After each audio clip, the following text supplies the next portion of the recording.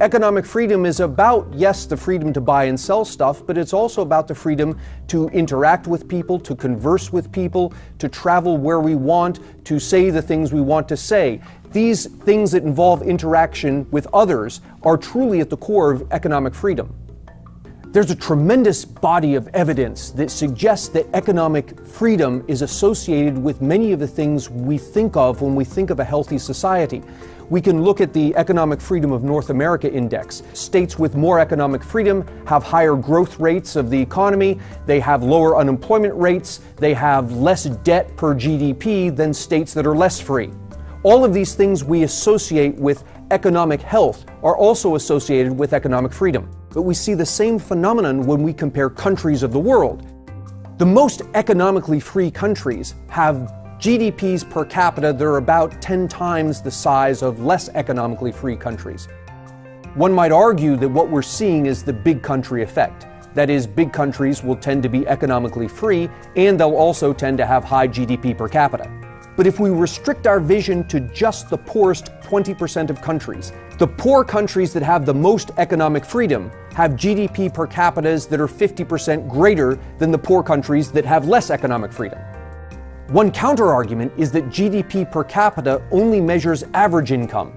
It's possible that you could have a country with a small number of elite, rich people and a large number of destitute people. But if we examine inequality measures, what we find is that the countries that are more economically free also have more equitable income distributions. That is, economic freedom is not only associated with higher income levels on average, but it's also associated with a more equitable income distribution. Skeptics might argue that economic freedom achieves greater income because of exploitation of people and exploitation of the environment. Let's look at the data and see if this is the case. On average, women in economically free countries have more gender equality than women in economically less free countries. Also, child labor rates tend to be lower in economically free countries and higher in economically unfree countries. One might argue that child labor rates are lower in economically free countries because economically free countries are richer and therefore can import products from poor countries that do not have child labor laws. In effect, the rich countries encourage the poor countries to exploit their children, so the rich countries don't have to exploit theirs. But if we look at the poorest countries, we see the same phenomenon. Even amongst the poorest countries, those with more economic freedom have lower child labor rates than those with less economic freedom.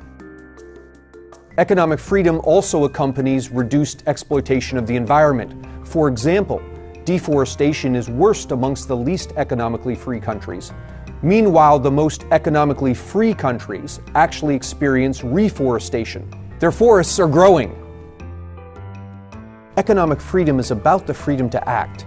The more freedom we have to act, the more able we are to do the things we want to do, to create wealth, to protect the environment, to help people be equal across genders, to help children no longer have to work in factories. It's about being free to make your own choices and to live with the consequences of those choices, provided that you do not violate anyone else's freedom. The more economic freedom we have, the more able we are to make the world a better place.